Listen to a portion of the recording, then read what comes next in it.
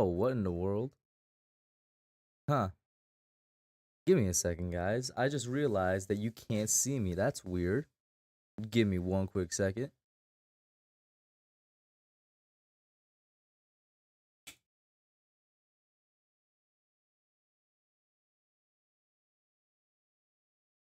This never happened before, yo.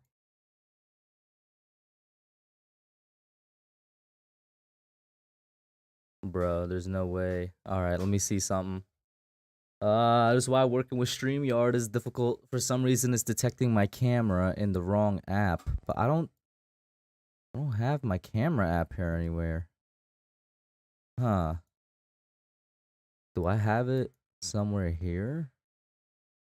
Like, what is going on? Screen capture. Ah. What if I do that? Y'all gonna see how difficult it is to be working with StreamYard and stuff, yo. Oh, man. Hopefully this will work. Let's see. Stop the cap. Stop the cap. Alright. Alright. Okay. Let us... Let me go back over here. And then in here... Bear with me.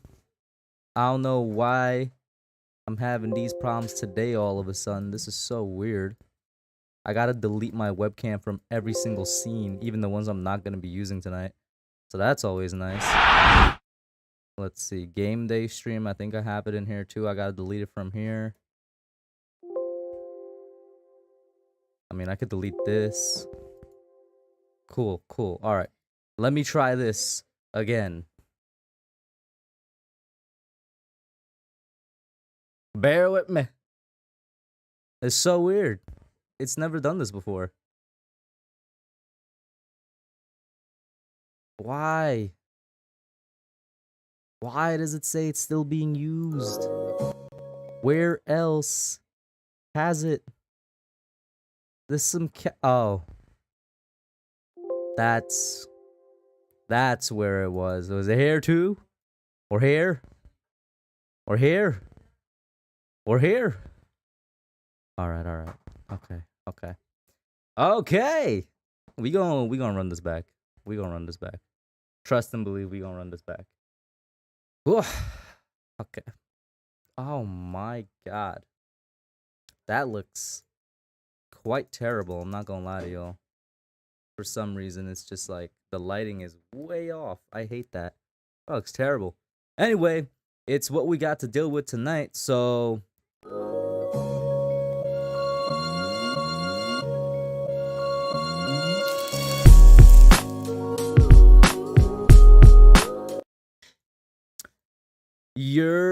What's up, Giants fans, Hub watchers, YouTube subscribers, Twitter and Instagram followers? It's Kush back at again with another New York Giants Just Chillin' podcast episode. Coming off of a tough loss here, and man, is that reflected in the fact that it was a tough start to the stream, yo. Shout out to Latin 08, Super Taj Roll, Michael, NYG31, Nikki, and oh, I was about to say Michael again, but shout out to everybody in here. Make sure as you're coming in, you hit that like button, smash that subscribe button if you're new, and most definitely hit that share button to get other Giants fans in here so we could get a little bit of a talk going on. It was a tough loss. I'm sure you guys saw my reaction video, and if you didn't, you could take a quick look at it. I was just so tired. Part of it was because obviously by the time the game finished, it was like 11:30, where I'm at right here on the East Coast. So obviously I was up all day. I'm just tired naturally from that, but I was also so tired from the way that the game went and the way that the team collapsed, in my opinion. And I do think it was a little bit of a team collapse, man. Like from the defense to the special teams to the offense, for sure. The offensive line like had me pulling my hair out. I don't know why, but it seems almost as if every week from week one, the O-line got worse. That's just the way it looked. Because they definitely looked worse against Carolina than they did against the Titans. And for sure, this was the worst game the O-line ever played. I mean, Daniel Jones got pressured 24 times. Like, Jesus, that is way too much. That is way too high for a quarterback to be pressured, man. Andrew Thomas was good for the most part, but even then, towards the end of the game, he was letting up some pressures. They did a good job of containing Michael Parsons, but that's literally about it. Durant Armstrong and DeMarcus Lawrence had a game against us. DeMarcus Lawrence always seems to have a game against us. Absolutely feasted on Evan Neal, who I'm not worried about, by the way. I'm sure there will be people that want to call in to talk about that. I'm really not worried about Evan Neal. I feel like we should all learn our lesson from Andrew Thomas in 2020. I think he's going to be fine. But nevertheless, he was left on the island for most of the game, and it obviously did not work out. I got to sneeze. Okay, my bad. Yeah. So that obviously did not work out. Daniel Jones did just about everything in his power to try and win this game. He didn't have a perfect game, but he had probably the best game of his career, honestly. I know Tampa Bay is what most people think of, or Detroit his rookie year, but I was really impressed with the way he avoided pressure at times. Obviously, he couldn't avoid it all the time with 6 sacks and once again 24 pressures. But I was impressed with the way he ran out of some of those, and there was a lot of times where he looked like some of these other quarterbacks in the league in terms of how he was getting yardage on the ground. He did something I don't think I saw he did before, and that's really fake out defenders with his legs in terms of slowing down and speeding right back up. And he got, I think, a couple of 15-yard runs that way. And I was like, whoa, that's Daniel Jones out there? That's actually what's up. He had that great throw off his back leg as well. He had a great game. Wasn't enough. It simply wasn't enough. Saquon Barkley had a great game, and I know everybody wants to defend our coaches, and I get why, because the only reason we're 2-1, let's keep it real. The only reason we're 2-1 right now and we still have a winning record is because of coaching. This roster from top to bottom is legitimately one of the weaker rosters in the NFL, and also one of, if not the thinnest roster in the NFL. The reason we're competitive in these games and we have 2 wins and 1 loss above 500 is because of our coaching. So I 100% understand why people want to defend our coaches. Let me turn my fan on for a second. I'm sweating a little bit. I 100% understand why people are defending our coaches, and I'm with you. But I also, I want to call them out at times, and I think Mike Kafka didn't call a good game. I really didn't. You running the ball is clearly the strength of our offense. And I should probably clarify in the second half. He called a good game the first half because we were moving down the field. We just couldn't capitalize in the red zone. But it's really in the second half. Running the ball is clearly the strength of this offense, not just with Saquon Barkley, with anybody. And for sure with the offensive line, we've seen them struggle. And we saw the results of us passing damn near 40 times last night is our quarterback getting killed. So that's also another reason to run the ball more.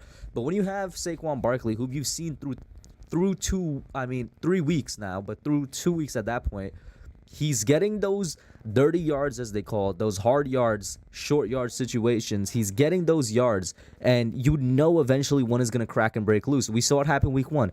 We saw it happen week 2, and we saw it happen last night with that 36-yard touchdown. I'm just like, you see it happening. You know it's going to happen with a back like Saquon Barkley.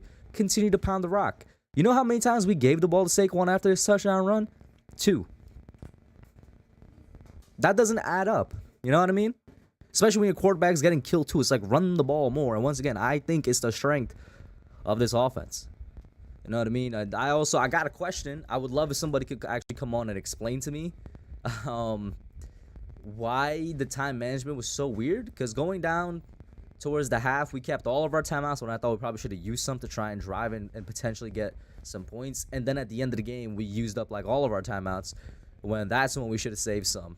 You know what I mean? It's a couple of things. And then, of course, Wink wasn't perfect either. And like I said, I understand why people want to, not necessarily put too much blame on our coaches because they're honestly doing a great job, all things considered. But last night was bad. Last night was winnable as well. And Taj, I don't even think you need to feed the ball 20+. I think 20 is a solid number for Saquon Barkley. Like I said, we have running backs behind him that can run. We have a legit committee of running backs that's not being used at all, and I don't understand why. With that being said, guys, I forgot to boat drop the link for the members beforehand and in the chat. So I'm going to drop that link right now for you guys to call in. Call in link. Whoever pops in first. I'll get to it. I know there was a question up here from Nikki. Shout out to Nikki, my first ever member on the channel. We'll always remember that. She says, can you please give your honest thoughts on Kenny Golladay and Sterling Shepard? So let me start off with Sterling Shepard. First and foremost, I'm kind of sad. Not kind of. I am really sad. Because I really think we might have seen Sterling Shepard's last game in a Giants uniform. Or any uniform for that matter. I think the man should hang it up, yo. I don't know how the chat feels about that. I honestly feel like Sterling Shepard should retire. The amount of times he's torn God knows what in his legs is ridiculous. Like, I feel like you probably shouldn't put your body through that torture and punishment anymore. Even though he's not old, but like, you think about the frequency in the short amount of times he's been in the NFL. For that reason, I'm saying for your safety, I think Sterling Shepard should retire. And like I said, obviously that points back to, like, I'm really sad that we probably saw him for the last time in a Giants uniform. Yo, Sterling Shepard, a lot of people don't realize it, but he's a Giants great. He's up there, top 10, if not top 5 for a lot of our Giants receiving records. And he was with this team literally through thick and thin.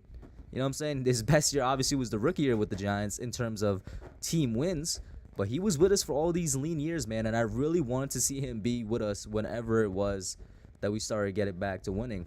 But I'm really sad to see him go. I'm going to have to, in the future, I'm going to get a Sterling Shepard jersey one day.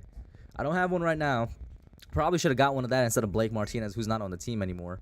Definitely should have got one of that instead of Kenny Golladay, who I'm about to talk about right now. And well, I didn't get my Kenny Golladay jersey. My friend got it for me, and I always appreciate it as a gift. But, man, was that was that a mistake? And not to get to the second part of your question, Nikki, thoughts on Kenny Golladay. I'm be honest with y'all, man. I'm done with the guy. I am done with him, man. Like, and you guys know me. I feel like I'm known as a players first kind of guy, or at least I always try to make sure the players get their fair share of the deal in like a debate or argument. And I really did think that while Kenny Golladay, a good amount of his failure with the Giants since he signed here is on him. Not all of it was. I pointed towards things like coaching with Jason Garrett. I pointed towards things with play calling. And I also pointed towards there's times that Daniel Jones just didn't throw him the ball. But if you come out with a coach like Brian Dable, Mike Kafka, and Wink for that matter, but we know these are proven guys. This isn't like Joe Judge, who came out of nowhere. It isn't even like Pat Shurmur, who had like 1 or 2 good years with Minnesota. This is Brian Dable. This man won Assistant Coach of the Year. This man was the best offensive coordinator in football for 2 or 3 years. And you got Mike Kafka, somebody that worked with one of the best, if not the best quarterback currently in the league right now. We know these guys' pedigree and resume. And if they said you weren't good enough to be on the field, I'm be honest, we probably should have believed them, and it looks like it. And then you come out and you say you should be on the field, and I admit, like, I'm not going to go back on my words. I felt bad for him because I was like, the guy just wants to play. You got out there. You dropped 2 first-down passes. Not just the one at the end of the game, bro. He had one earlier that he dropped as well. And obviously the one at the end of the game was killer. The ball could have been placed better? Yeah, but you look at the replay, it's in his hand, in his chest. And then it just pops out. Why are you being paid $72 million to just run your cardio every week? You know what I'm saying? Nikki, I think I answered it. Unless you're on a delay or something. Did I not answer? Is my mic muted, guys? But Nikki, I think I answered it. Thank you for calling me GOAT twice. But I'm pretty sure I answered it, man. I see I got 3 people in the back. I'm gonna pop them on soon. Let me first get a couple of more questions here from the chat or comments. Supertaj says the best game DJ has played, not from a statistical standpoint, but the worst game the O-line played. It's either the games that I saw this tweet. I think it was my guy AJ that tweeted out on Twitter. He says the games where Daniel Jones plays midden, we win, and the games where he plays his mind out, the rest of the team plays terrible and we lose. And it's just like, we can never have the complete set, man. Something got to go wrong. Thank you, Len. He said, Bless, that was when I sneezed. Timothy says, after their Week 4 game against the Bears, the Giants trade Kenny Golladay and 20. I'm not trading no type of 2023 first rounder, bro. Nah, I'm not doing that. I'm sorry. I'm not trading a first rounder to get Kenny Golladay off my team. I'd rather eat the cap or just rather have him on the team. Your right says DJ actually plays well in prime time, but the team fails him most of the times. I can't remember how he performed that one time we played Tampa Bay in prime time. Was that 2020? Can't remember. Let me pop on. Shout out to heavyweight champion of the world and Rick in here. Let me pop on first call tonight. It is Taj. What up, Taj? How you doing, man? What up, Kush, man? How you doing? I'm good, bro. How are you? How you living after that loss? I mean, I'm not like going too crazy like after the loss. I mean, like we 2-1. I mean, hey, like, I'm pretty We still sure got a winning that a record. lot of us, yeah, I was gonna say I'm pretty sure that a lot of us would rather be 2-1 than be 1-2 and 0-3 like every year. Mm-hmm. So I mean, yeah, man, DJ, man, like. But the amount of times that this dude has faced the pressure, well, like 20 sometimes, like 23 times. I think it was Like 24 pressures on like 30 something dropbacks. That's crazy. yeah, 24 pressures on like 25 something dropbacks. Like man, I mean, like to be honest with you, I mean, yeah, he still he didn't pass the 200-yard passing mark, but I mean like with the like with what he's played, man, I'm actually, I mean, I'm kind of been impressed with him, and as far as like his progression goes, I mean, I'm kind of been impressed with DJ. I was surprised that not one time he didn't lose the ball yesterday, Mm-hmm. and so it was pretty much him. Saquon carried the offense and Andrew Thomas.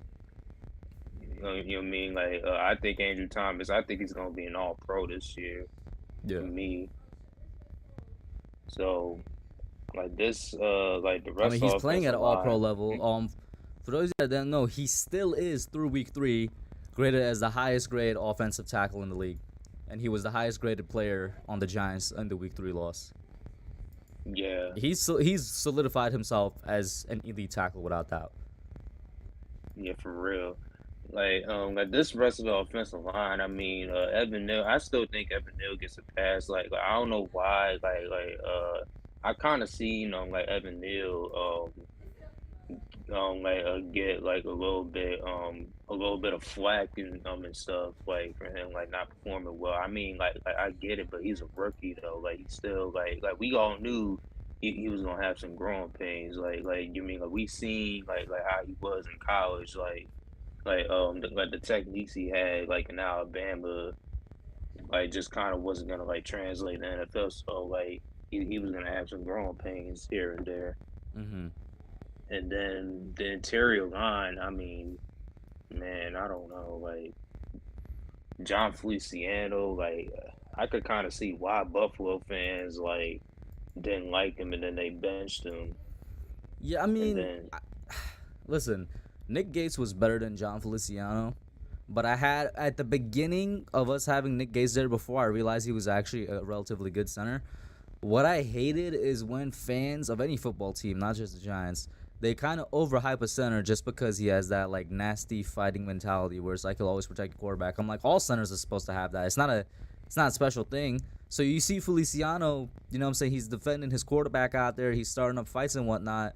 And it's like a lot of fans take that and that's why they like him at center, but I'm just like, he's not a good enough center for this line, yo. If we had a really good center in the line, it helps out the two guard positions so much, and the two guard positions are absolutely struggling right now. They're like in the mud, but like Feliciano can't be that really good center in my opinion. Mark Lewinsky, you got Mark I don't, Lewinsky, bro. I'm yeah, disappointed. I was completely wrong about that. I thought he was gonna be a great man, signing. I thought he was gonna be solid for us. It's yeah, we pretty much been wrong on that. So we definitely we still need to fix that guard position. And Mm-hmm. then Brad Bredesen, he's not really all that.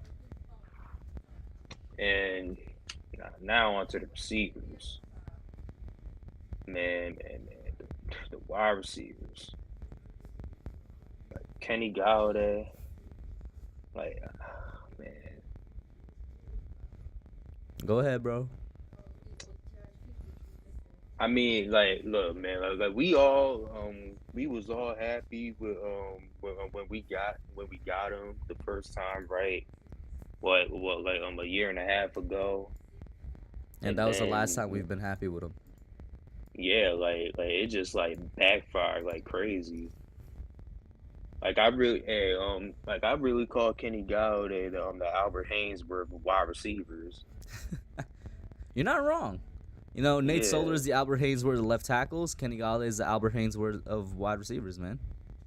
yeah, like the laziness I see in this dude, like it's disgusting. When it comes And to a per year basis with the contract, I'm pretty sure Kenny Golladay is still the highest paid non-quarterback in the NFL, which is crazy to think about. yeah, it's crazy. Like, yeah, like he can't like for all the things that he said, man, and I gotta double check that because I know Christian Kirk got a crazy thing, but like Golladay is up there. Like he's getting paid a lot of money, man.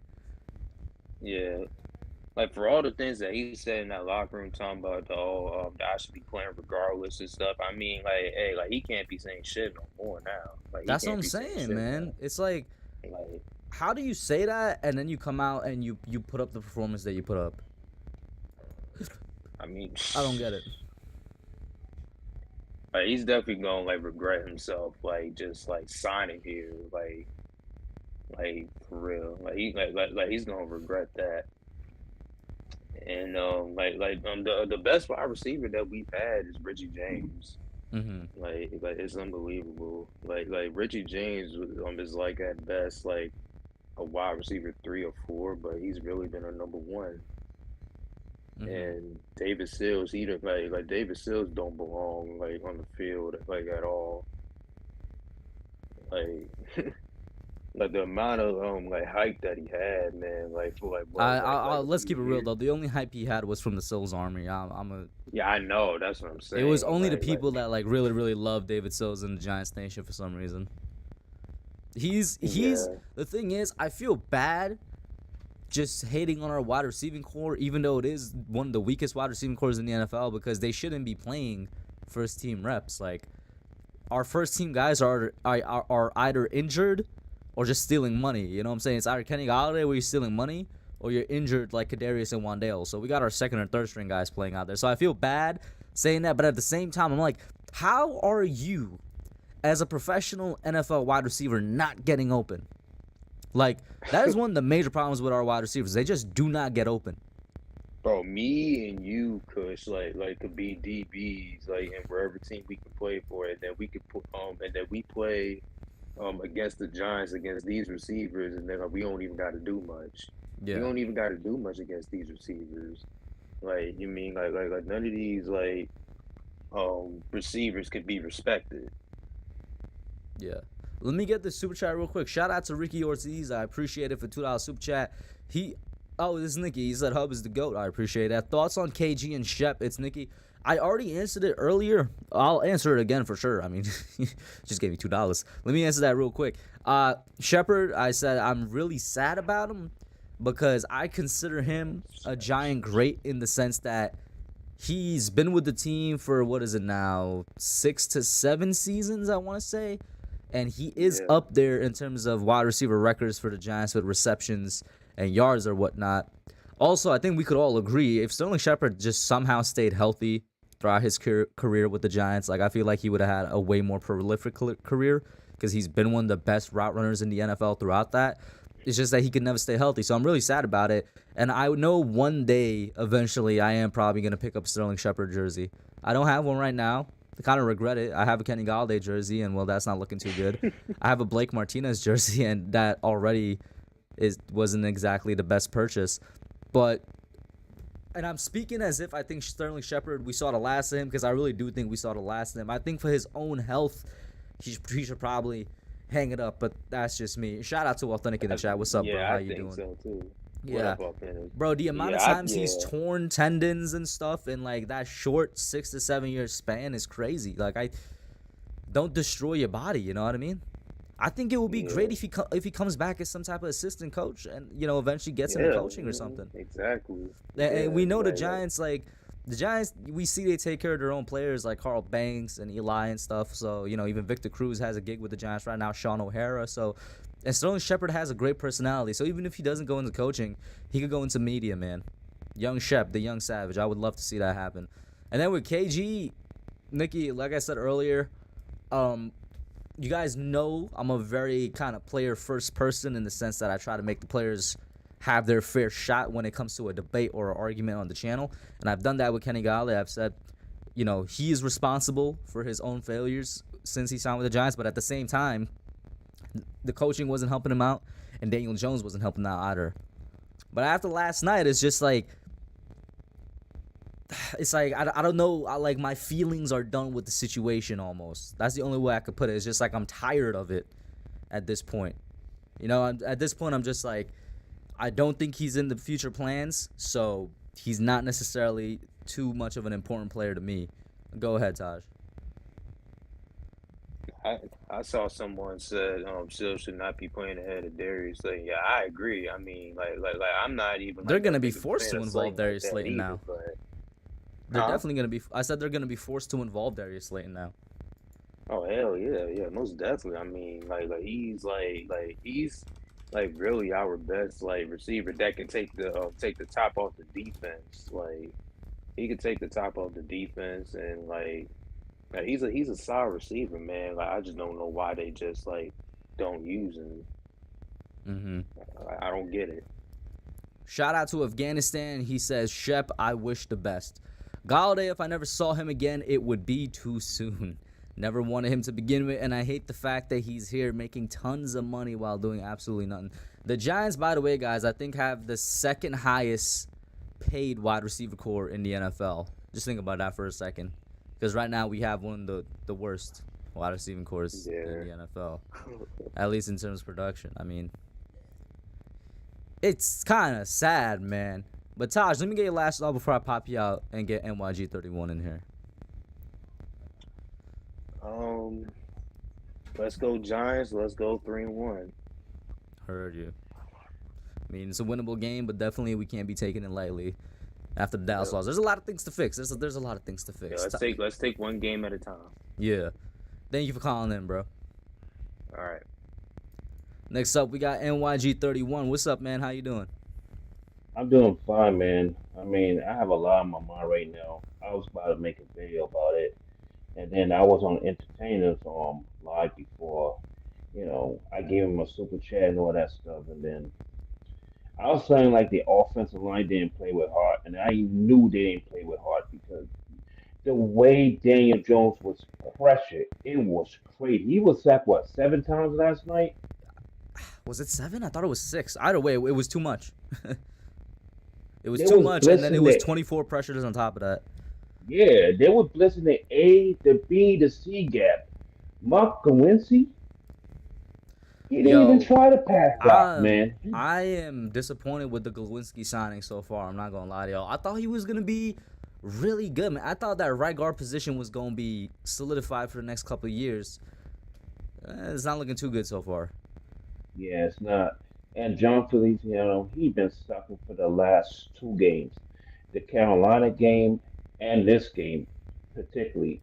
Brett Bredesen also, he played good in the Carolina game, but he did not play good in this game at all. The Mm-hmm. only person that played good in this game on that offensive line was Andrew Thomas.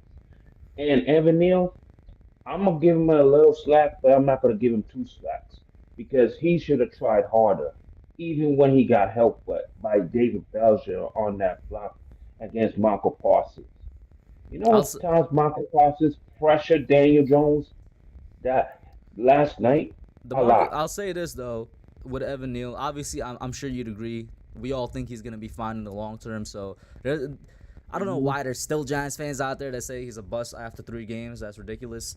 But with Evan Neal though, and I got corrected in a space last night. I forgot who it was because I said I think Yeah. it was a mistake that for most of the game it seemed like they left him on an island against a Pro Bowl caliber edge rusher in DeMarcus Lawrence, who always performs against us. Mm. DeMarcus Lawrence always plays at another level when he plays the Giants. You probably shouldn't have left your rookie tackle out there by Right, himself, and you should have given him help more throughout the game. But what I was told in that Twitter space was that the help he would have gotten, that help was over at the left guard position because they were killing the left guard, and I don't have access to NFL All 22, so I'm gonna just basically be relying on anybody else that breaks it down, or if it's uploaded somewhere on YouTube to go and look at that. But if that's true, it speaks to the state that the offensive line is in. right, right. And also too, like I was saying to entertain, they did not play with heart. They did not scheme with heart at all. David Johnson did not prepare these guys properly. You knew what the you knew what the Dallas D line did to the Bengals. They stifled the Bengals. They stifled Joe Burrow. They did the same thing to Daniel Jones. And I had feared that we were going to lose this game.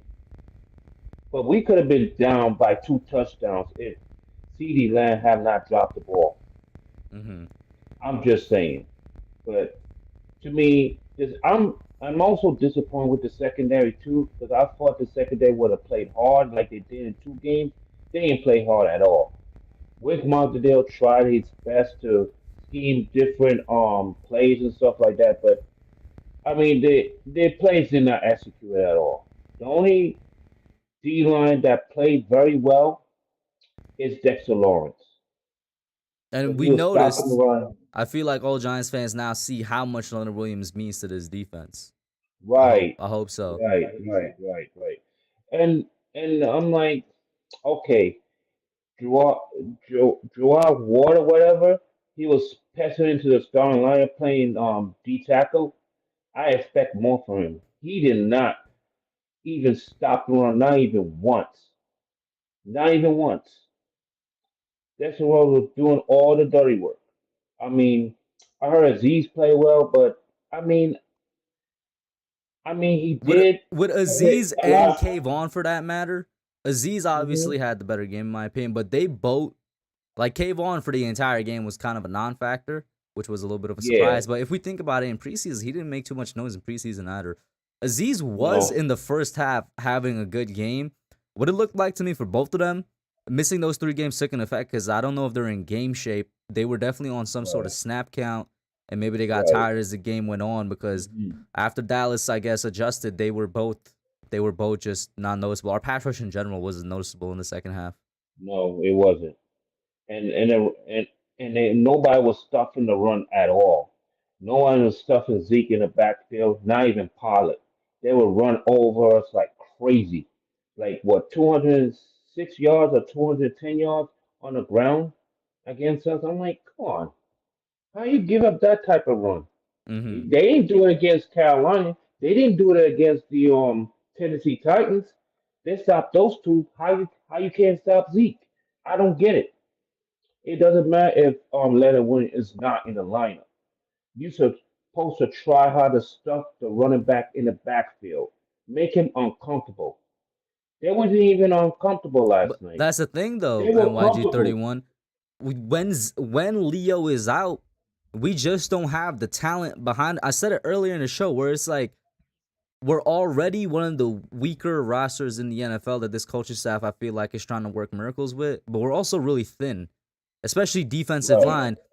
I know you've been subscribing to me for a minute, so you've heard me say this a lot over the offseason. I'm like, the defensive line used to be our best unit, not just because our starters were really good, but we had really good backups behind them.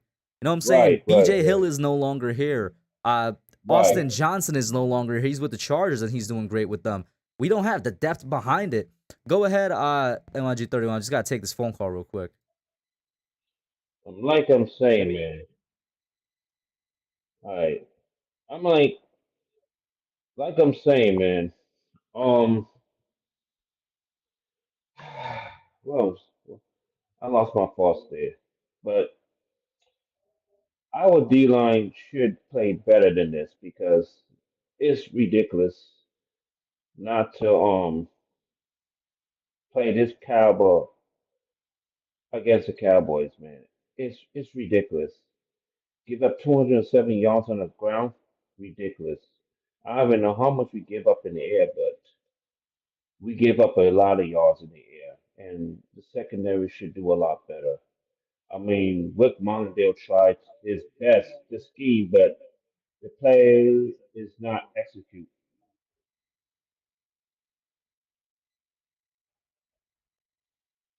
Yeah, I'm sorry about that. Sorry about that. I was.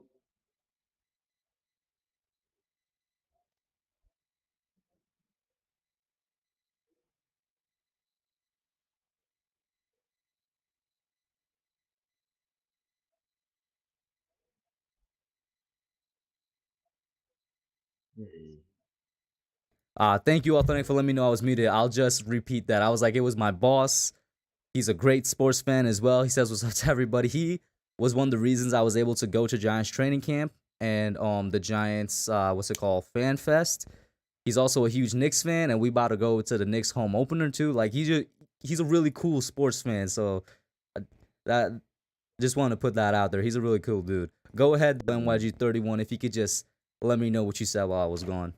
I was saying that in the chat or in the live stream that our secondary should play better, and our D line should play better, despite not having Leonard Williams. Yeah, I know we're thin at D tackle. I know we just drafted B.J. Davidson in yeah, the fifth and sixth round, actually in the fifth round, but he should be playing better than that. He has one encroachment. I was like, B.J. Davidson, what the hell are you doing? That backed us up. What 2 and 25th now. We had another penalty after that. It was like 2 and 30. I don't remember what.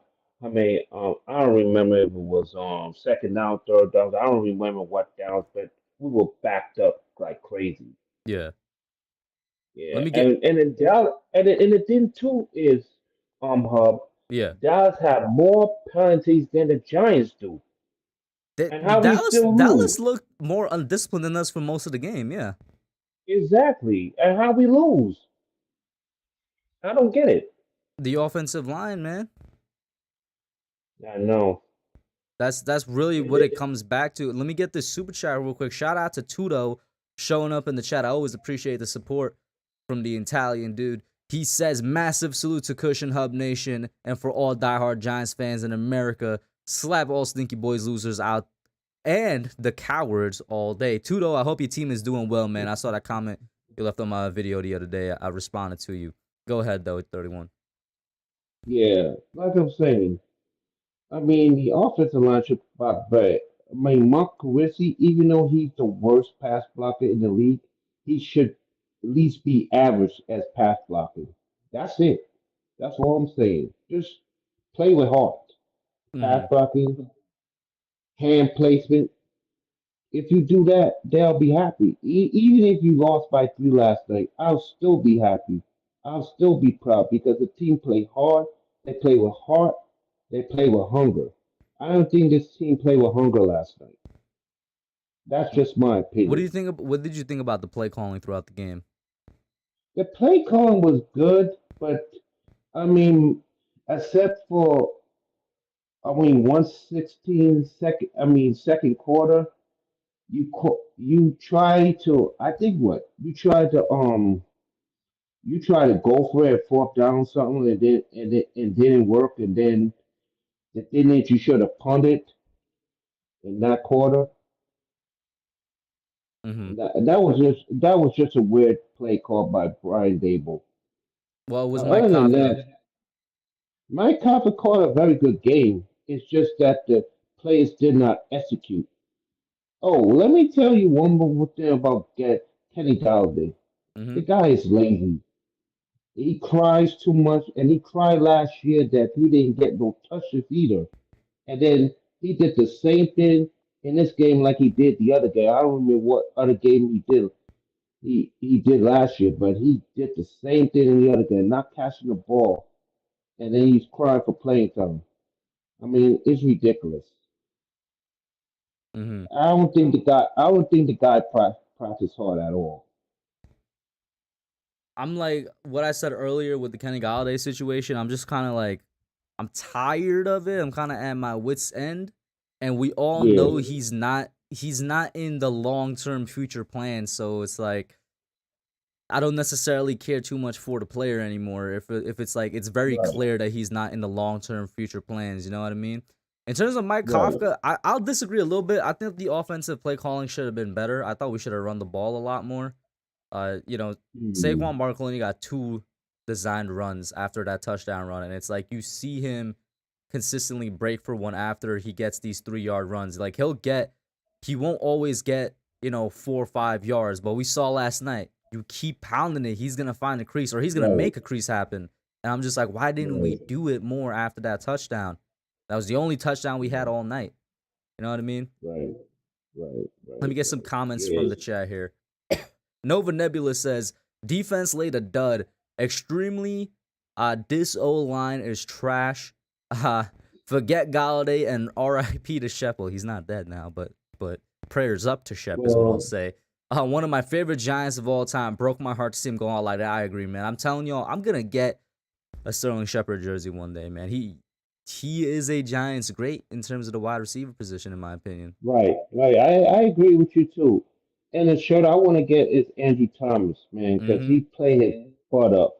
I will get a Daniel Jones jersey, but I want to see more from Daniel Jones before I get his jersey. And I think if Daniel Jones take us to the playoffs, I want the Giants to franchise tag him. And two, if Saquon have a good year while getting injured, I want him. I want the Giants to sign for a 4 year contract because we're gonna have a lot of money next year on the cap.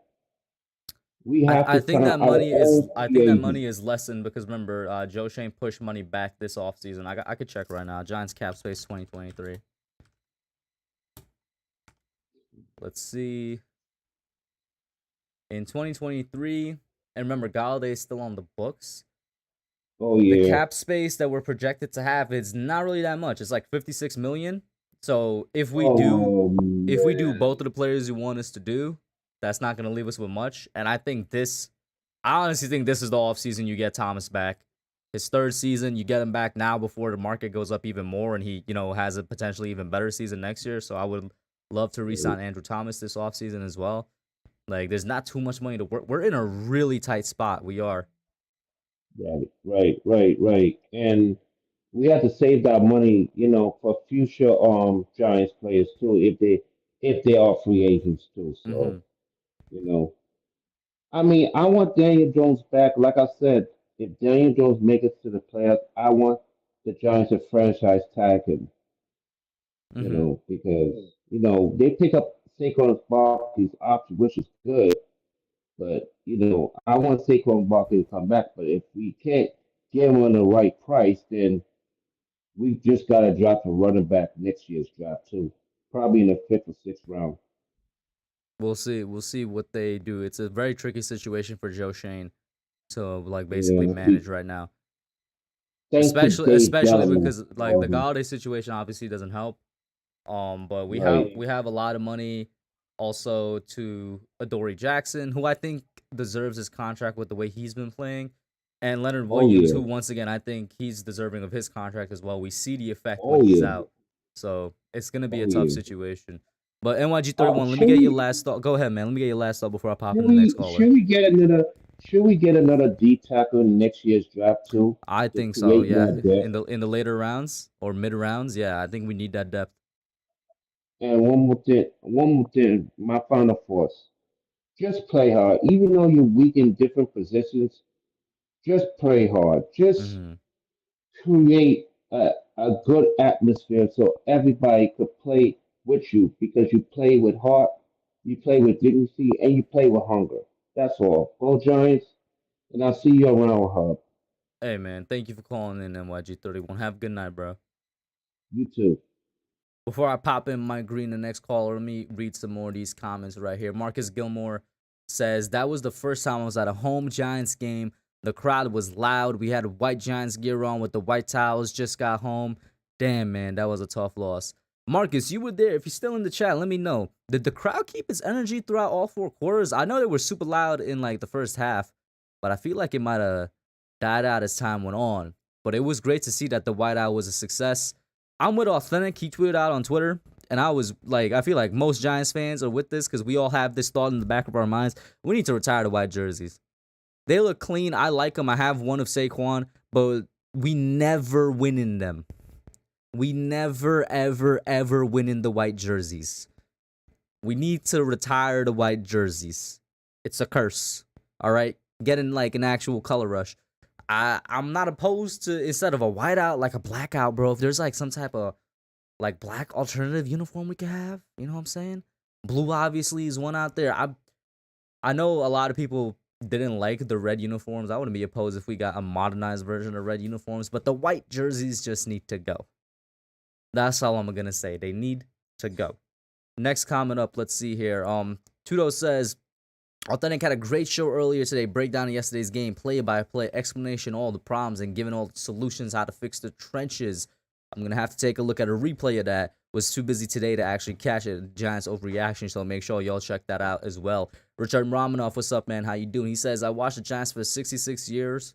Come on, need OBJ, some wide receivers block for him.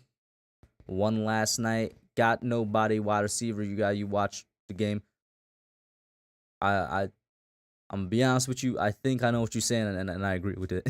I think I agree with it. Shout out to Alex in the chat, and let me get Mike Green on here. What up, Mike? How you doing, man? Yo, what's good, Hub? How you doing? I'm good, man. How are you? We're still 2-1. I'm wonderful, man. Yeah, we are. We are. My bad for missing last week. A lot You of good? stuff You good? happened, you know. Yeah. It was a rough week. It happens in football. Sometimes you're not gonna go undefeated. On the one team did things, 7-2 Dolphins. There's a reason why they pop champagne every year, because it's something they're probably not gonna ever be matched. Not saying it's impossible, but it's gonna be very, very unlikely because it's hard to win every week. Um then it's surrounded by Cowboy Nation. They ain't shut up yet. Oh yeah, I forgot that you're down there, man. That must be tough. Real quick, click the link, guys. Make sure you check it out right there. The Giants Overreaction Show by Authentic. Go ahead, Mike Green. We need weapons on the offensive end. I got a question for Because you. what's up? Do we need them this year? I know that sounds like a stupid question, but do we need them this year? Yes. Here's my answer. Now, I'm not sure if anybody would agree with. I say no, because we're not in a position to afford them. And if we were to get in a position to afford them, it might compromise the future. And it's like, I don't want to compromise the future for a year where it's not a throwaway year for sure, because we're 2-1, but it's like, we know this is not the year. We're not winning a Super Bowl this year, right? And that's the goal at the end of the day. So it's like, in my mind, I'm like, should we really compromise the future just to sign a couple more wide receivers this year, when it's like we could save the cap or whatever trades we might have to trade in terms of picks to fill out the rest of the holes the year on out? Like, that's what I'm thinking. Like, the years on out, I mean, after 2022. Well, here's the thing. One, there are bargain receivers out there, which we got the cap room to fit them under. And then secondly, you need somebody in that wide receiving core that the defense got to look at and say, I don't give a damn what we do. We got to double his ass. We just can't leave him one-on-one. But The what bargain wide Cowboys, receiver is going to put that fear into the defense? It's a bargain wide receiver. I kind of said his name early in the offseason. I think it's time for that reunion hub. I know folks don't want to hear it, but it's the truth. Who, They've Odell? been communicating. Yeah, they've been communicating. Odell's back not and going to forth. get back from his injury until like November. And even then, he's not going to come cheap. Odell is not a bargain wide receiver, my friend. I'm going to tell you that right now. He's not going to come for a bargain. Well, here's the thing about it. One, he wants to play here. Two, if the team is winning, he'll take less money for a championship because he did it But with the Mike, we Rams. don't know that. And you just said it, for a championship. We're not a championship team. That was like part of my point earlier. We're not a championship team right now. We could be. I could see us being a championship team a couple years down the line, because I feel like we finally got the right people in the front office and coaching room, right? But why would you compromise the future of being a championship team 2-3 years down the line from now to get some more players on here where it's like, is it truly necessary? So you don't feel like this team got what it takes to get to the playoffs? This team, I don't feel like this team is gonna win a Super Bowl. Hell no, this team's not winning a Super Bowl. That's what I'm not saying nothing about playoffs. Super Bowl, nah. This team, But listen, man, the way we've been playing, the way the coaching's been going, I could see us getting a wild card spot. I can. and Super we Bowl, nope. okay, and I'm gonna put it like this, sir. The last 2 Super Bowls we won Was one off the number wild. one seed. I know. But Mike, the last time we were in the playoffs was also in the wild card. It was a very similar team to this one in the sense that the defense was carrying it and the offense could barely score more than 20, and we got whooped. And we had Odell on that team. We don't have an Odell on this team. Yeah, true. I mean, see, thing about it is though, this offense will get better as the year progresses because being McAdoo offense wasn't new in 2016. They were 3 years in that offense. Let's remember that part. And then secondly, they weren't focused. They wasn't focused where they need to be to beat the Packers. The Giants was better than Green Bay that year. We just wasn't in the right mindset to beat Green Bay. Because let's just be totally honest. The way that defense was playing, if we had got past Green Bay, we would have made it to the Super Bowl. And Robert Kraft. We're talking about the 2016 playoffs real quick. I always thought that if we matched up against the Falcons, we know in every sport it's about matchups. I feel like because the Falcons was the other wild card matchup, I feel like if we got them, we could have beaten them. Even though they had the best offense that year, I feel like our defense was that good, and then maybe we could have made a run. But obviously with Green Bay, it was that our wide receivers didn't show up, and Aaron Rodgers was just playing out of his mind that playoff run. And DRC got hurt. Yeah. DRC got hurt. Boy, all I'm saying is that if we could get some playmakers that give a damn, so his but offense will be fine. let me ask you two things. Well, first I'll say one thing, then I'll ask you the second thing.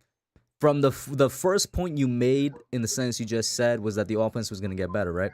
If the offense is going to get better, then it's part of these coaches' jobs and the players' jobs to, as that offense gets better, they need to step up, right? And in those players' defense, ain't nobody right now is a wide receiver one on this team. That's just a fact. But they're going to have to step up and do better. They're going to have to get open at some point. They're going to have to hold on to the football as the year goes on, right? And then the question I'll pose to you is, the one I already asked, who is a legit bargain receiver that we could get now, not coming back in November, and it's dependent on a lot of things for Odell to come back. It's dependent on him believing the Giants are a championship team. It's dependent on all of that stuff, right? So give me another name, bro.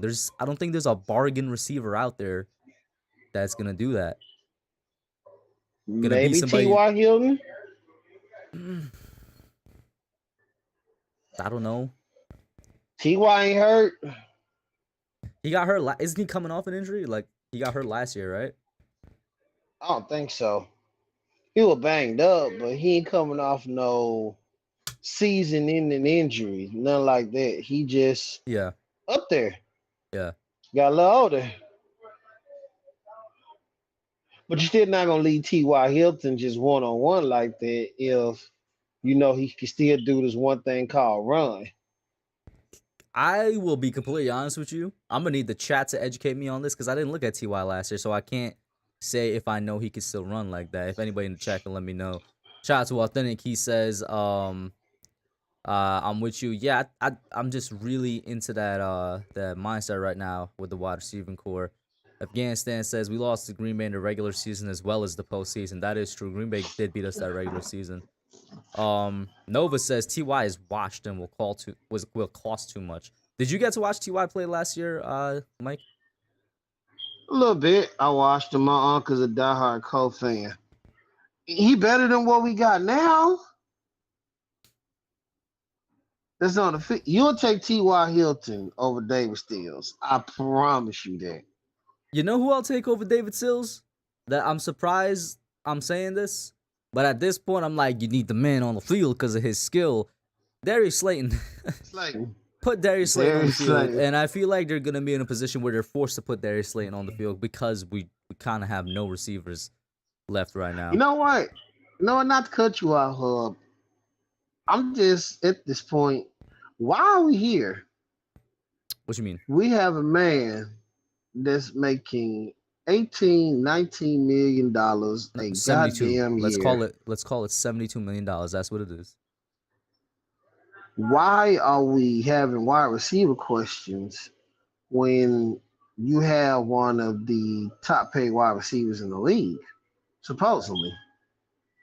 Why does Daniel Jones have to find him a security blanket when you supposed to be the blanket, the comforter, the cover? You supposed to be all this shit for $72 million. I can't put in words how excited we were as Giant Nation when we signed this man last year. Hmm. And now we're looking back on the catch 22 like, what the hell were we doing? Because we fans and it seemed the front office alike seemed like we were really that one step away from being a legit playoff contender, and clearly we weren't. Right?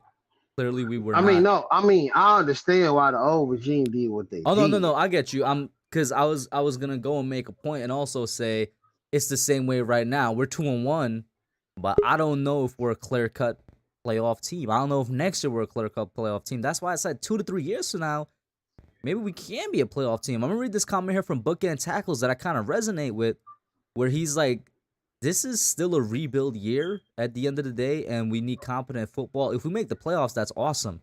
Obviously, I feel like every Giants fan should want to make the postseason and go as far as you could. But it's going back to my original point. Do we expect to win a Super Bowl this year, where we're gonna mortgage part the future to get some wide receiver help? I mean, well, first of all, you got to get Daniel Jones some help. That's a must. You got to get Daniel Jones some help. If we gotta get him You some can't. help, why not instead of going for wide receivers, we go for some better interior linemen? But he still needs somebody who can get open and catch the ball too. That's true, but he got pressured 24 times. If we're really gonna talk about helping Daniel Jones, we can't have the man be pressured 24 times in a game. I agree with that, but it's going to be easier to find him somebody on the outside than somebody in the interior right now, because you're going to have to trade some picks to get some quality interior offensive linemen. You ain't gonna have to trade to get a good receiver or But you a but how you can I still you say? still have yet to list me somebody. Like, yeah, TY is better than what we have, but I'm gonna be honest with you. TY is not gonna be somebody that's gonna take us like over the top, so to speak. No, but right now we ain't got nobody to take over the top, go over the middle, go underneath. We ain't got nobody to I do no, you're nothing right completely now. right. I'm not disagreeing with you. Yo, by the way, I love bringing Mike on here because we can have these debates. I just want to point that out there. It's like my favorite callers are the ones I can have a little bit of a debate with. But I agree with you, Mike. But it's like, once again, what do you see in this year that makes you say I'd be willing to sacrifice future cap space, because we're gonna have to do that to get a somewhat decent wide receiver, or in terms of a trade, sacrifice some type of draft capital that we should really be saving for next year if we're in a situation where we got to trade up for a QB, or if we're in a situation where we see a linebacker or a cornerback that we really like, or definitely a center that we really like. You know what I'm saying? Tyler Linderbaum's out here looking like one of the best centers in the league. And he was somebody that we still could have gotten. No disrespect to Wan'Dale Robinson, but I probably would prefer if we traded up to get Tyler Linderbaum. But you know what I'm saying? So like, center is a position in need right now. You know what I mean? Yeah, it is. It is. Glowinski ain't looking that good from the Colts, and Bredesen need to go apply for a manager job. Offensive lineman ain't in his very near future at all. Um, you're not supposed to say nobody suck because they're in the NFL. They're part of Yeah. that 1%. But damn it, boy, you are getting manhandled, and not in a good way. Mm-hmm. Not in a good way. I don't know if there is a good So way to be manhandled, but I mean, like, it's sometimes you put up a fight where the guy is still stronger than you, but you see effort. This is zero effort from this guy. 2 years in a row. How is he still on the roster? That's a conversation for another I mean, day. There is an answer. It's because we got like our two other left guards are injured in Shane Lemieux and Azito. So he was gonna be the third guy, but both of them are injured. Like we dealing with a lot of injuries on the line right now. Yeah, there we are. There we are, and it's showing. Ooh, it's showing. But my thing and problem with Kenny Golladay is we see you don't give a shit. Like it ain't even discreet no more. We could tell. Cause that last drop, you weren't disappointed. You weren't upset. You like, I dropped it. Well, hope we get the ball back. Like you could tell there was like I'm like what Fish said on earlier screen. That was a FU to Brian Dable. If you ain't seen one, that was a strong FU for not playing me against the Panthers for 2 snaps. But you ain't playing the Panthers, you playing the Cowboys. This is a division game. This can determine whether you get more money because you get more money if you go to the playoffs. Trust me, I know. You're gonna get more money if you go to the playoffs. Why not put yourself in a position to where you be owning tiebreakers Mm-hmm. instead of having personal ego and selfishness because you're not getting numbers? You know what? I'm gonna tell you a story, I Hub. can tell you kind of hot about Kenny Galladay now, and I don't blame you. I could tell you a story, Hub, and this is gonna go back to our man Kenny G. It was in high school, my sophomore year. I had a game. I had 15 catches, 198 yards, 3 TDs on offense. Defense, I had 5 tackles, 3 for a loss, and 2.5 sacks. And we still lost by a touchdown. Mm-hmm. You know what? People came up and said, man, you played a great game. No, the hell I didn't. That shit didn't equal to a win. All this shit I did, it didn't matter. Why? Because we left with this. Mm-hmm. What's other words, my stats didn't lead to team success. They're not going to talk about the great game I had. They're going to talk about how my team lost. And if I know that in high school, why do Kenny G do not know that as a professional football player? You're If that tripping over the thing two is, kids. if that's the mentality of Kenny G, you know what comes to mind for me? I'm like, how in the world, when Joe Judge held this man hostage for an entire weekend, did he not suss that out? You know what I mean? Like, part of the reason, let's not forget, Giants fans, yeah, we wanted Kenny Galladay before he got here because we saw what he could potentially do. But also, I feel like we all felt a little bit secure about the signing because Joe Judge, who at the time we thought was a great head coach, he had the man there for like 2-3 days. And I'm like, he's definitely breaking it down, trying to see what his character is. Obviously not. You know what I mean? That just popped in my head, bro. You're right about that, Hub. But thing about it is, when it comes to getting money, Hub, you grown, I'm grown. You gonna say what you need to get your paper. Now, once you sign on that black and white and that dotted line, now Mm-hmm. you can really reveal who the hell you are because the money is coming. Yeah. It's too late. You Mm-hmm. gotta pay me now. So if I am a lazy, don't give a damn asshole, I'm Yeah. gonna be there now because now I'm got paid. I'm paid to do it. Yeah. And you know that this contract that I signed, you can't really get rid of me. Mm-hmm. Kenny Golladay knows this Yeah. without damaging the cap, which they're so precious over. Because if they didn't give a damn about the cap, James Bradbury will still be here. Might Mm-hmm. still have Blake Martinez. So obviously, this cap mean a lot to this new regime, this Yeah. money. Yeah. He knows this, and he using it to his advantage. So that's why he had this attitude of I can do what I want to because you can't get rid of me, Yeah. and you still have to pay me. Mm-hmm. But Brian Dable is trying to break this, ego. Like, I don't give a damn if you make it $72 million. You're gonna Yeah. sit your ass over here on this bench because you're not giving it your all, and you ain't finna cost me and my family food on the table. Mm-hmm. Mike, But I'm real trying quick. to I'm sorry, real quick. This stream is such a weird one because I started off with mad technical difficulties. I had my boss call me earlier, and now I gotta go pick up some from my boss. Like for those of you that like in some work, you know how you gotta pick up keys to open up the place and stuff. Right. I know the Yeah. feeling. So luckily, I'm about to use something I never used before, and that's this Be Right Back screen. It should be no longer than 2 minutes. I want to give everybody a huge shout out. Thank you guys for sticking with me. If you stick with me through these 2 minutes, man, I love y'all. But it's gonna be 2 minutes. I'll be right back. You guys gonna see this Be Right Back stream. I gotta go pick up these keys real quick. Go ahead.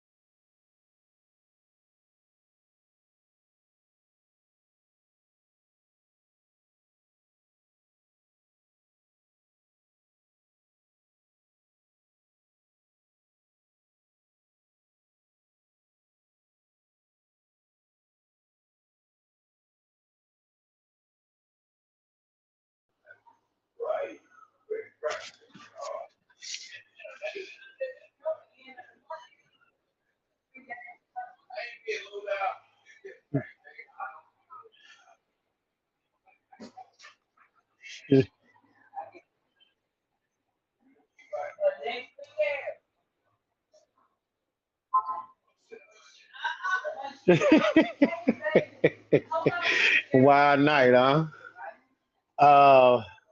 No, this ain't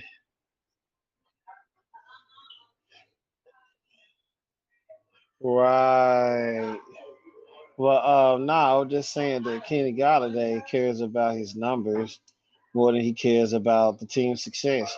I can guarantee you. You know what? You might laugh at this, but I'm just being real. I can Thank you, guarantee you. Authentic. They probably Yo, once again, I forgot to unmute. What I was saying was wild night from not being able to get my camera working at the beginning of stream, then a call in the middle, then I had to pick the keys up.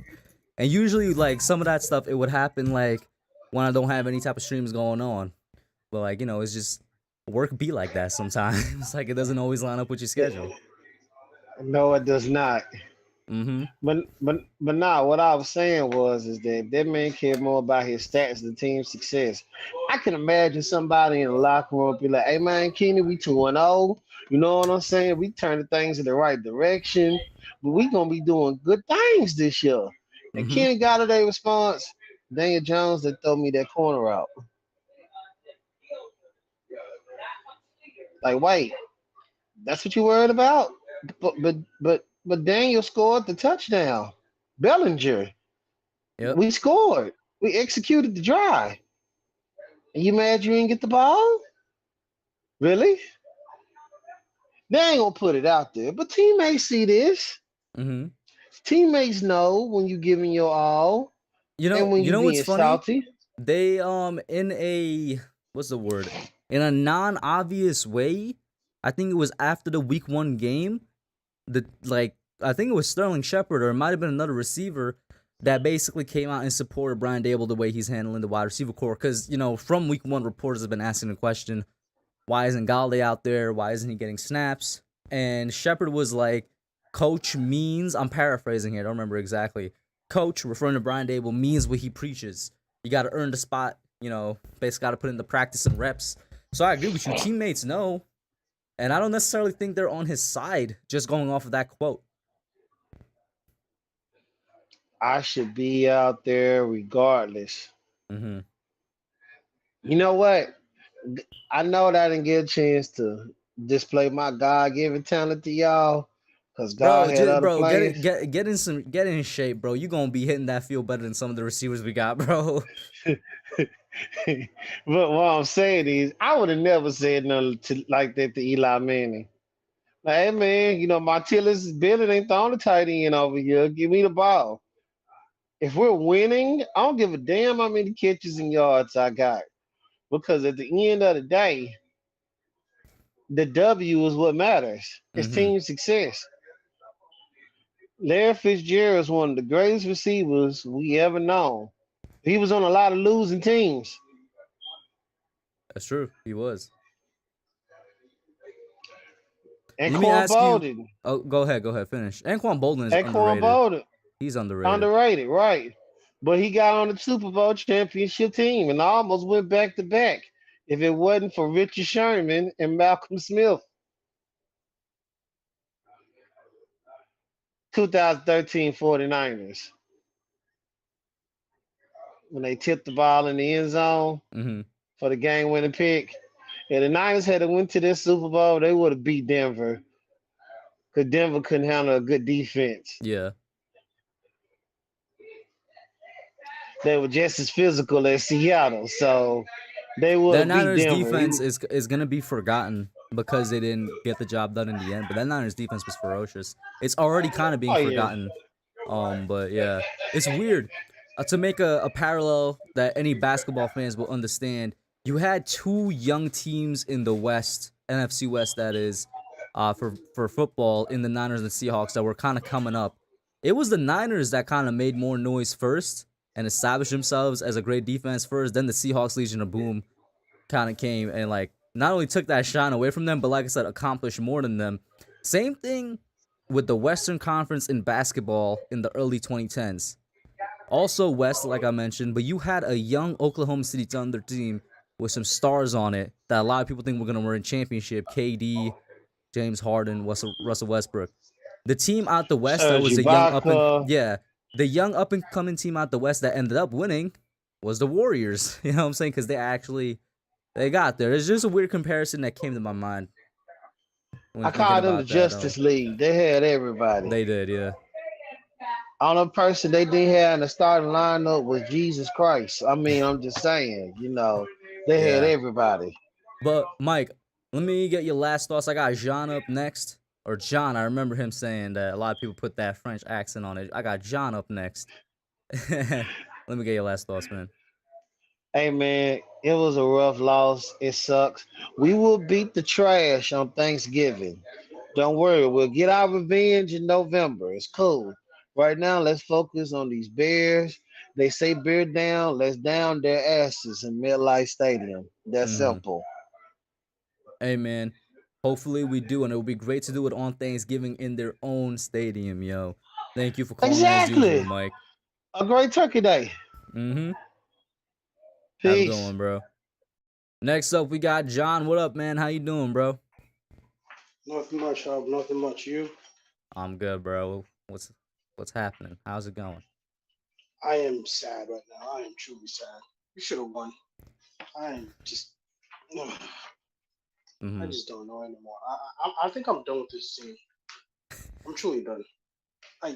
Brother, calm down. Now it's still just week 3. We're going into I week don't 4. care. We I got wanted to. we got 14 weeks of football left. I don't care. Hub. They got me. They got me emotionally. They got me. I fell. I drank the Kool-Aid. I. Oh my God, man. I'm just done. I'm Mm-hmm. truly done. Reason why I'm done, cause like one, we failed DJ. I'm sorry. We just as a whole team. I know he has his issues, but seriously, like, come on now. Like I'm watching Get Up. I'm watching like ESPN, and they're just like dog shitting DJ from like, bro, he did his best. What the hell are you guys doing? What game did you guys watch? Like, there was one pass through a Shepard where I'm just like, did he just threw that between the hands of Diggs and Shepard caught it? I'm just like, no, he didn't. I And gotta I watched pop the on. replay. John, I'll let you continue. Continue after I pop this man on. This is just my brother right here, man. What up, vibes? What up, man? My How you doing? brother, what's going on? You hear me, bro? I hear you. Let's let John finish up. Finish his opening thoughts though, and I'll get right to you, Eli. Yeah, take your time. Go ahead, John. Oh, hi, Vibes. How you doing, man?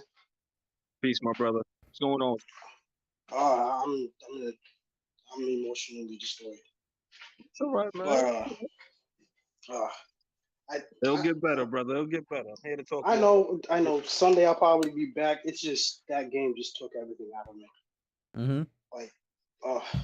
But like I was saying, like DJ just threw that amazing. Like he had 2 amazing throws, which is like wow. But like I came to realize that I don't think we could draft a quarterback this coming draft. It Why would do you just say that? be prime example last night.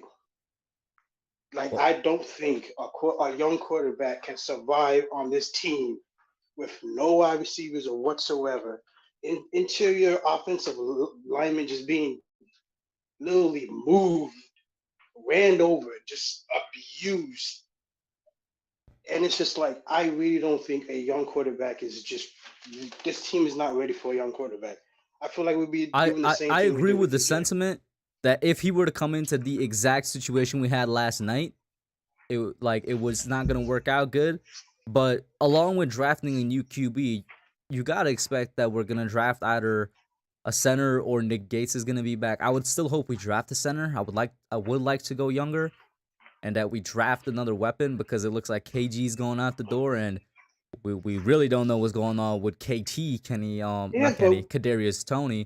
So it's like there are gonna be pieces coming in as well. That is true, but we're still waiting on a piece on Evan Neal. Like we all know he's a rookie and he's gonna have his growing pains. Yeah. But it's like we're gonna there's 3 the left guard, the right guard, and the center. Those 3 positions are gonna be replaced, and we're just probably gonna have the same thing all over again, where it's just the defense just knows. I hear what you're attack saying, the middle, and I understand your frustration because even though I want to say everybody here and everybody in the chat got faith in Evan Neal to basically improve throughout his career, like the way we saw Andrew Thomas take a jump, we all got faith in that. I understand the frustration because it seems like no matter what, all our rookies that we draft have to have a bad rookie year. Like we see other teams, their rookies have great rookie years, and it's just like honestly, Aziz was probably the only Giant that had a great rookie year in recent memory, where he had that the Giants sack record. But at the same time, it's not going to be a completely different offensive line. I think we are gonna get Shane Lemieux back at some point during the season. I might, if I'm wrong I about think that, it's somebody after let me week know. 4. Huh? It's after week 4 because it isn't like a 4 week. Yeah, Whenever you put a player on injury reserve, it's you're 4 right. weeks So if he's not back this week, then he's out for the season. But it wouldn't be basically. completely new players in the sense that they're gonna be struggling totally. I guess is what I'm trying to say. And But like, vibes, what would you say to John right now to sort of talk him off right now? I'll say this, right? I think the team has been losing so much that this one loss is kind of affecting them pretty hard. But I will say this team is exceeding the expectations that we had, guys. We got to understand this is a rebuilding roster, rebuilding year, and this team started off 2-0, beating Tennessee, which was pretty much in the AFC Championship game, I believe, a couple or a year ago. You know what I mean? So, guys, we're gonna get this together. It's one loss. I think it's just way too early to break that glass to say, hey, this is an emergency. It's just way too early for that. oh, I'm not saying it's an emergency. I'm just saying like it's gonna take a while before this team gets any good. Like I know we have good pieces and we're fighting hard, but it's just like I really don't think 2023 is. I think 2023 is going to be the same thing as this year. If they're just fighting in games, but we just either somehow win it or we just lose it. I'm gonna have to Well, this disagree. this I think 2023 is gonna be better than what we're seeing this year. I agree. And then let's say this. This kind of opens your eyes to say that we have a lot more holes to fill, right? Yeah. But the fact that we're competing this year, I think 2023 will be a year that we can actually see a winning football team as far as fashion. Like it won't be this close knit game. They'll be putting points on the board and they'll be whipping teams that they're supposed to whip. I think, in my opinion, you know what I mean. So now yet to be determined if Daniel Jones will be here or not. You know what I mean? Especially after this game where he showed a flash again, and I'm just tired of this up and down. But that's It's another yeah. topic for another day. That's another You topic. know what I mean? Consistency. Exactly. You know what I mean? But give credit when credit's due. He played a great game. Not let me not say great because then people will be So, like, "Oh my god!" But he played a good game. You know what I mean? But question yeah, yeah. question for you too. I know it's consistency with DJ, but I also believe that this coaching staff could actually get that out of him. It's just the last two coaching staff is just terrible. Do you also believe that, or just it's kind of like whatever? Repeat that question again.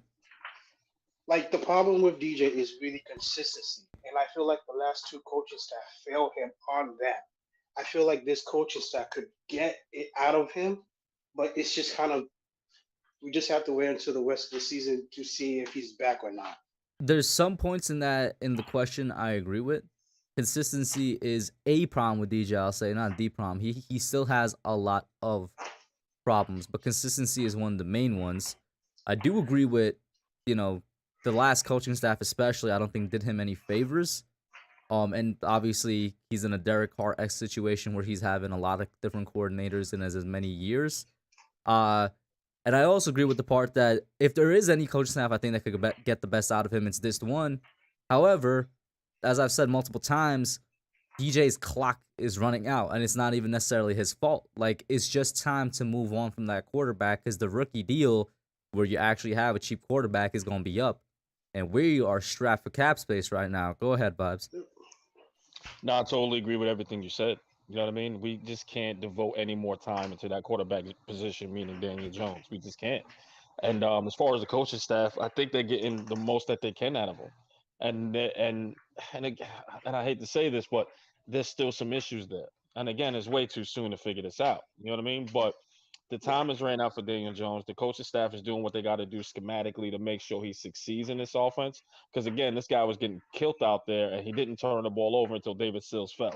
You know what I mean? So that's a huge, upgrade within his play as well. You know what I mean? But we just can't put that much money into Daniel Jones, still not knowing if he's that guy for your franchise. So the clock is running out. They will look for a QB, and no matter how well he plays this season, I think we all in agreement to that. I agree with everything you guys are saying because it's just literally just time. He just doesn't have the time. That's it. Mm-hmm. But Don't worry, Jay. Don't worry, man. We're gonna bounce back, man. We're gonna be oh 3-1. no I no promise you that. no, I just feel down because it's just the fashion in a way. It's just Monday Night Now, Football, and we it's just both understand, bro. oh Like Oh Vibe said, yeah, we've been we losing for so long that to see a loss like this that we've like seen a couple times in the past couple years, it's almost like some sort of trauma. It just brings it all back. yeah, yeah. But like I said, I'll be back for Sunday for the Bears. It's just this one just it just brought bad memories for me. Mm. But you had a question about the of how why Kafka is not dialing up more runs, and like part of that answer is like defenses are just gonna stack the box until you just can't do it, and you have to pass it. Like I understand, like we should call more run plays, but it's just like at a certain point you just have to pass. I hear what you're saying. I'm gonna restate a couple of my points because Vibe just got in. I don't want to hear what you have to say to it, Eli. One of my main things that I was unhappy with this game was the lack of running the football. Not just with Saquon Barkley, even though it seems every single coaching staff that's used Barkley so far seems to be afraid to use him too much, if that makes sense, or afraid to use him a good amount. We saw it with Pat Shermer, we saw it with Joe Judge, now we're seeing it with Mike Kafka. And the thing is, I say not just with Barkley because I believe we have a good enough running back committee where you could hand it off to Breed a couple times and he'll get positive yards. We saw it in the preseason. I think we saw it game 1 as well against the Tennessee Titans. So it's like, and to kind of directly address your point there, John, even when teams stack the box, you've seen it through weeks 1, 2, and 3, and you saw it when Saquon was healthy in 2018 and for part of 2019. He'll run against those blitzes. He'll get stuffed. Then all of a sudden, he's getting 2, 3 yards, and a crease opens up, or he forcefully makes a crease and he busts one down Yeah, for a but touchdown. you can't We see it, and continue. it happened this game, John. And after I know, that, but you can't. but let me finish. It's unacceptable for you to give the ball to Saquon Barkley when he's your best offensive player just 2 times after he had that run. How do you give the only guy that gave you a touchdown the ball 2 times? And Dallas, I don't. listen, for the most part, Dallas, they didn't blitz too much. Dallas was rushing 4 and getting to the quarterback. That's more about our offensive line being sorry in pass protection than anything. But let me guess Vibe's thoughts, and then I'll go back to you, John. Herb, you're absolutely right. You hit the nail on the head. We just suck at pass pro. You know what I mean? Because why not give the ball to your best player? Because we've seen before that Saquon can actually break those runs off. We've seen it yesterday where they stack the The box. whoever crease the he kick made for is, that touchdown, by the way, John, beautiful. that was not from the offensive line. He did that. No. He juked like 3 defenders out their boots to make them to go that touchdown. That was all But you know Saquon. what? Let me throw a little something at you too, Hub. If you notice this, that the offensive line seems to be a tad bit better in run blocking. They seem to be a tad bit better in run blocking than pass protection.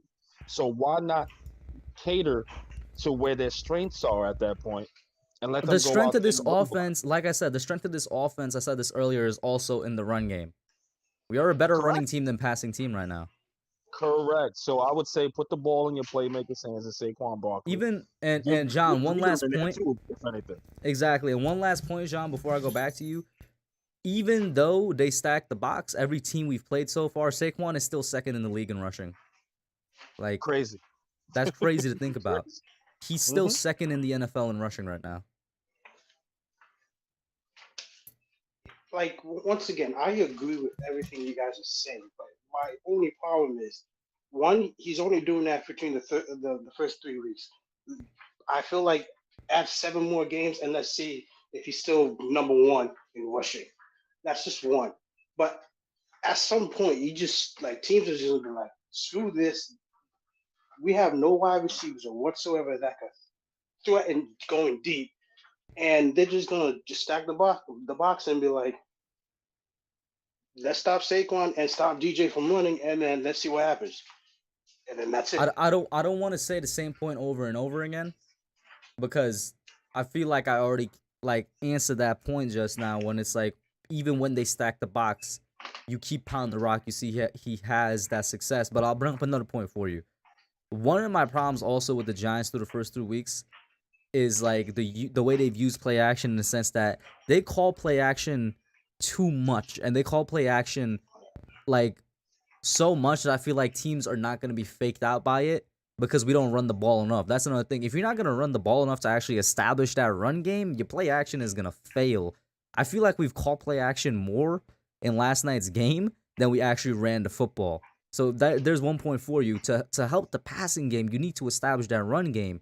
And if you're going to continue calling, we caught like play action 2 times in a row, and we haven't even run the ball like 2-3 times on one drive. It's crazy. Go ahead, Vibes. Like, what do you say to that? I feel like I agree. Yeah, go But ahead, you know, man. you want to know something crazy too. I think, and correct me if I'm wrong. I don't know if it was the Carolina game or the Tennessee game. That when Saquon finally started establishing that run, that the play action actually worked. Like Yeah. you see the defense 'Cause bluffed out, and I think that was the 65-yarder. That was the Shepard touchdown, yeah. That was the Shepard's touchdown. So that shows you got to establish that run. You can't keep throwing play action and you don't establish the run. You just can't. They're not going to bite on that. So the Giants' bread and butter is their running game. They have to have a game plan to go back to it. Now, did Kafka call a good game? But that's yet to be determined. And I think he called a good first half. Most of my qualms with him is really in the second half. I agree.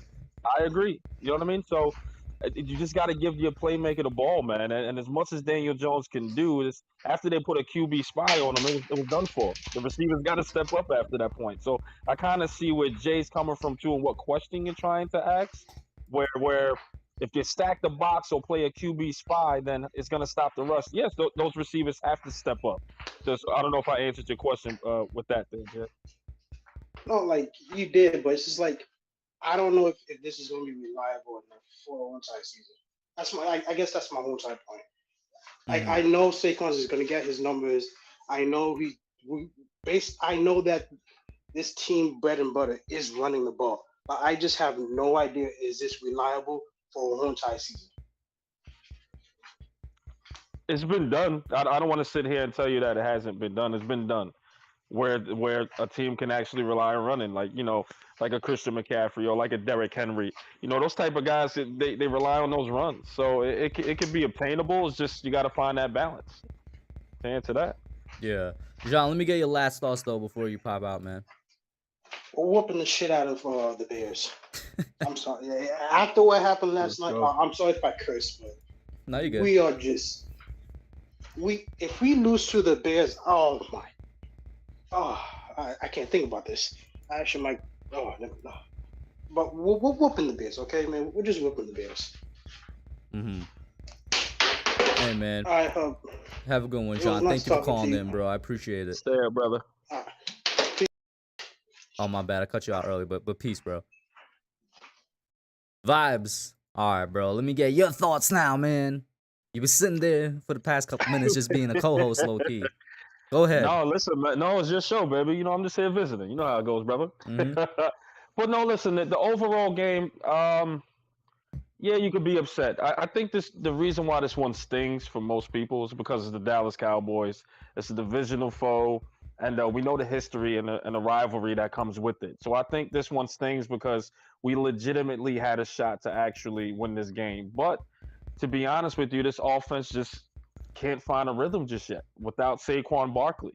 This past game is still very suspect. Kenny Golladay is still very suspect. Here's a guy that was crying, and let me not say crying because that's probably way too harsh, but here's a guy that was asking for the ball, asking to play, and then when his number was called, he could not produce. He couldn't. Mm-hmm. And there's 72 million reasons why he should. Then you have, unfortunately, Shep that's trying to do the best he can and speedy recovery to Shep. You know what I mean? But he's probably one of your best guys out there at that point next to Bellinger. So there's no one out there. This wide receiving core is very, very thin. And guys, I know a lot of people are real heavy on Sills, but let's be honest, man. He's your 6'7" wide receiver. Let's correct something, bro. There's not a lot of people. It's just the Sills Army, bro. I appreciate it. Thank you, man. I hope thank you. You corrected that. You know what I mean? So he shouldn't even be starting at this point. He shouldn't. You know what I mean? So this wide receiving core is just bad. It's terrible. I don't know if hopefully Wandale can come back soon. Hopefully Kadarius Toney can actually stay on the field because the best ability is availability. And we need him at this point. You know what I mean? And I think he's an extraordinary talent, but it's hard to keep arguing that sentiment if he's not on the field. Mm-hmm. So overall, this game it was called good. The execution was poor. The offensive line was poor. The defense did what they had to do. The pass rush wasn't there, but however, the defense kept this game tied until the second half I was until about, yeah. they couldn't I don't produce. know if they got winded or if it's just like, I think winded. we both said that what Wink has done the first 2 weeks, you can't hope for that over 17 games or a season. And it No. just looks like, yeah, Dallas is one of those teams that they knew the way to get to the chinks in the armor. Yep. And listen, and it was just a matter of time, especially with that defense, right? They came out and made the second half adjustments. They knew what was going on. And again, the offense still has to help you. The offense has to score. At the end of the day, and the offense just couldn't do it. And to only get beat by 10 points, I mean, again, that's not to say only. It's still a lot of points, but I think the defense did what they had to do. It's just at the end of the day, the offense couldn't keep up. It just couldn't. And it sucks, man. And it sucks. But I'm just ready to move on to Chicago, bro. That's it. And I really don't want to get too ahead of myself with Chicago. All right, we gotta take it one game at a time. But it's certainly a better matchup in terms of their offense versus our defense. Chicago has been struggling offensively. We've been struggling offensively, but Absolutely. Chicago been struggling offensively. Well, Nova, listen, yeah, I apologize, Nova, in the chat. Vets, it was an accident by Vets. I'm glad you didn't take it too hard, and thank you for listening while you were at work. Go ahead, Eli. yeah, but I say this too. Chicago has a pretty decent defense, right? So the offense is going to go up against that, and we'll see what happens from there. But And I'm not really. yo, I just Yeah, realized I should even take back what I said about them struggling offensively. They're struggling in the passing game, but where their bread and butter is where we're missing Leo. Their running game looked amazing on Sunday with Khalil Herbert. exactly. And you know Exactly. how long I've been preaching Leonard Williams' name on this channel, Eli. I know you know. A I'm whole lot. Everybody on Twitter is now seeing it. It's like, yo, he deserves what he's being paid. You don't know what you got till it's gone. I remember a lot of people giving Leo hell after that contract when they think he wasn't producing enough sacks. And I know you were chiming in, and I know I had my opinions, and I was pro Leonard Williams. I'm still pro Leonard Williams, but you don't know what you got till it's gone. Now that he's gone, they see the effects that he has to stop that run. Yeah, he'll produce you some sacks here and there. But guess what? That run game is where his bread and butter is. And now that he's gone, you see all the gashes in that armor there, unfortunately. So And also it's gonna be a tough task. not just the middle. The way they were using him for the first week and a half, because he went down halfway through Carolina, was he was Hmm. being moved across the line. And I do think that would help better set the edge because it's clear that our two starting guys right now, Aziz and Kayvon, have a bit of trouble setting the edge against the run. Huge. You got a rookie and what is it, a third, second year player now, and Aziz Second year player, Ojulari. So yeah. And to be he's fair, still new. Still new. Aziz looked good. I think he was giving the Cowboys line some fits in the first half, but You saw my it. guess is that they got winded and missing those 3 games. They need to get back in like actual game shape. Listen, they've been out for a very long time, so they haven't really done much preseason or etc. Right? So you're right; they have to get back into game shape. I'm not worried though. I'm not really worried about those two. I think once they find their rhythm, it'll be clicked on because Aziz was very close. Kayvon looks like he still needs another week to heal. To Yeah. be honest with you, he didn't have that explosiveness as you see in him. But I think they'll be fine. It's just you got to I'm coach him really up. excited for Aziz though, man. Tyler Smith had to choke this man to hold him back from Cooper Rush. Yeah, yeah. Listen, he's dynamic, man. And I just imagine once Kayvon get it together too. Just imagine. You know what I mean? It's gonna be even better, man. So I'm just excited for those two. It's just gonna take some coaching, man. And I just hope it starts, within this week. Mm-hmm. Listen, man. You got any thoughts before we close it out here? Cause I'm getting up on my 1.5 hours here. Oh, shout out to Listen, man.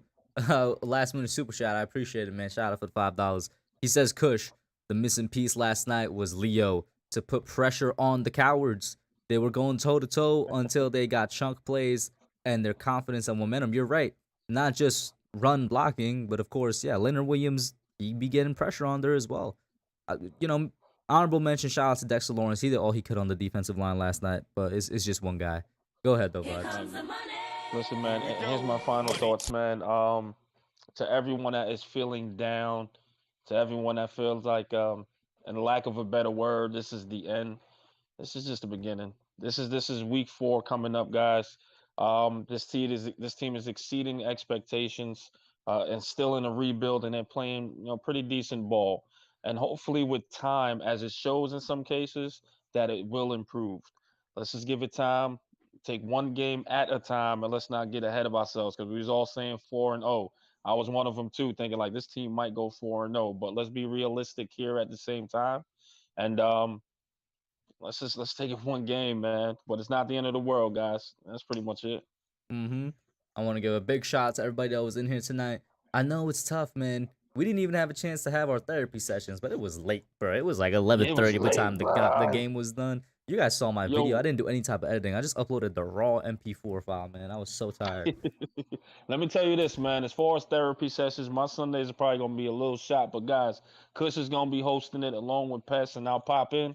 You know what I mean? So go ahead and support my guys, man. They are the therapy sessions with or without me. You dig what I'm saying? So when they hop up on there, guys, jump on there and support them. And I'll be in there once I can. You know what I mean? But those are my brothers, so definitely give them that support. And you guys make sure you go over to Revival as well and over on Twitter where they have a huge presence and give them all a follow. Thank you guys so much for tuning in as usual. I'll see y'all tomorrow for Young Guns right here on this channel. That's it for now. And we out.